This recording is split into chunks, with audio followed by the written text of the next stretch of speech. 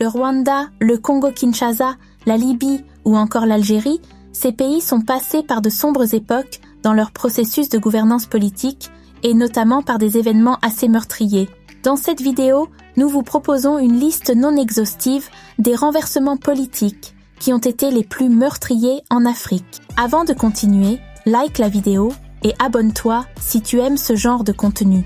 Et mets en commentaire le prochain sujet de la vidéo que tu aimerais voir sur la chaîne.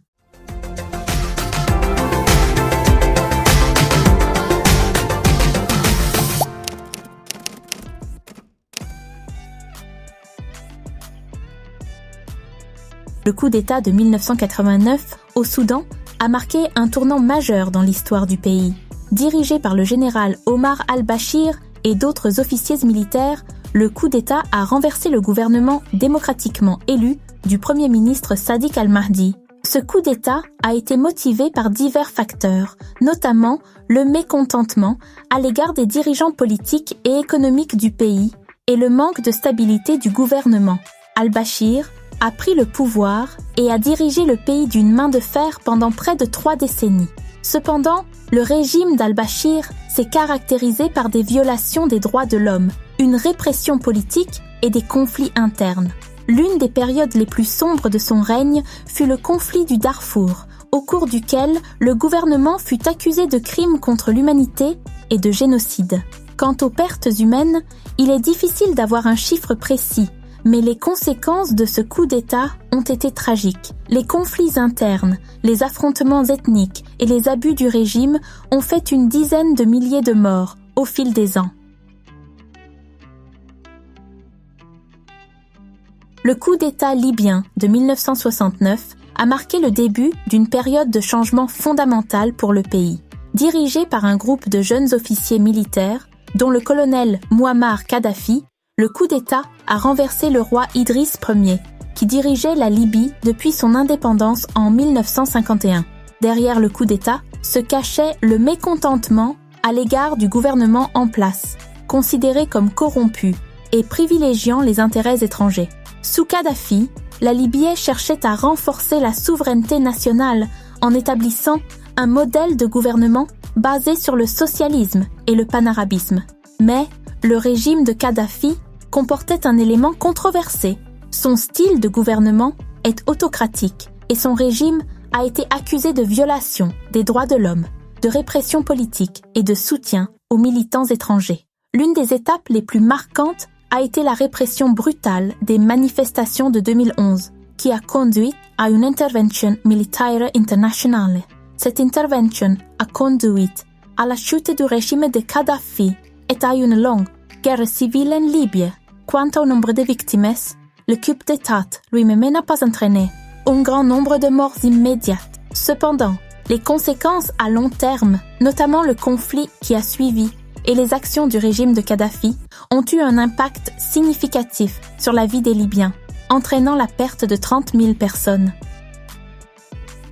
Le coup d'État en Algérie en 1992 a déclenché une période tumultueuse de violence et de bouleversements politiques. Lors des élections législatives de 1991, le Front islamique du Salut, FIS, un parti islamiste, a remporté une victoire écrasante. Cela a suscité des craintes au sein du gouvernement algérien, qui a annulé les résultats des élections, conduisant ainsi à un climat de tension.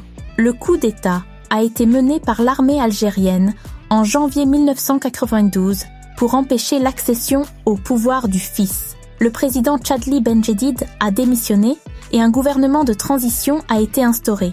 Cela a marqué le début d'une décennie de guerre civile sanglante en Algérie.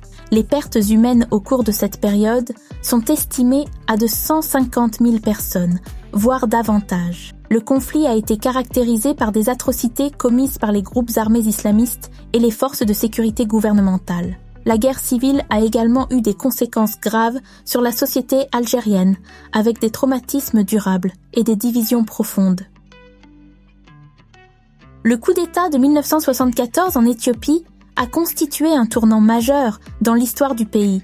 Le coup d'État, mené par un groupe d'officiers militaires, a renversé l'empereur Haïlé Sélassié, au pouvoir depuis près de 50 ans. Le coup d'État a été déclenché par un mécontentement croissant à l'égard du régime impérial, caractérisé par des inégalités sociales, des abus de pouvoir et une gestion économique problématique. Des militaires déguisés en dergues ont pris le contrôle du pays et ont établi un gouvernement marxiste. Sous la direction du dergue et de son chef Mengistu Haile Mariam, l'Éthiopie a connu une série de réformes radicales, notamment la nationalisation des terres et des entreprises. Cependant, ce régime a également été marqué par des purges brutales, une répression politique et des violations des droits de l'homme.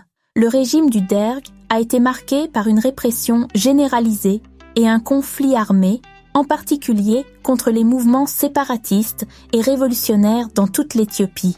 Cela a entraîné la mort d'environ des milliers, voire des dizaines de milliers de personnes. Et aujourd'hui, on estime les pertes à plus de 100 000 personnes.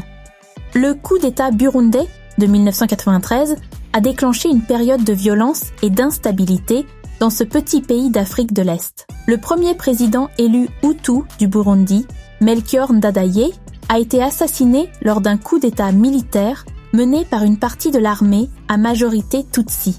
Cela a conduit à une guerre civile ethnique entre les Hutus et les Tutsis. Les Hutus, qui constituent la majorité de la population, ont toujours été éloignés du gouvernement dirigé par les Tutsis, de sorte que le coup d'État a exacerbé les tensions ethniques existantes. La mort de Ndadaye a déclenché de violents affrontements entre les deux groupes ethniques et provoqué une tragédie humanitaire. Les pertes humaines liées au coup d'État et à la guerre civile qui a suivi sont estimées à 300 000 personnes. Le massacre et les représailles ont eu un effet dévastateur sur la population burundaise. Le conflit a entraîné le déplacement de nombreuses personnes et provoqué une crise humanitaire. Le coup d'État de 1997 au Congo a marqué un tournant tumultueux dans l'histoire du pays. Un coup d'État mené par Laurent Désir Kabila a renversé le président Mobutu Sese Seko, qui exerçait un pouvoir autocratique depuis des décennies. Le contexte du coup d'État était complexe, Mobutu étant affaibli par des années de mauvaise gestion économique et de mécontentement populaire. Avec le soutien des rebelles et des pays voisins, Kabila tente d'apporter un changement politique et économique au Congo. Cependant, le régime de Kabila a également eu ses défis. Après leur arrivée au pouvoir, ils se sont immédiatement affrontés avec les groupes ethniques et l'armée. En conséquence, la guerre civile s'est prolongée et des conflits internes ont éclaté impliquant les pays voisins.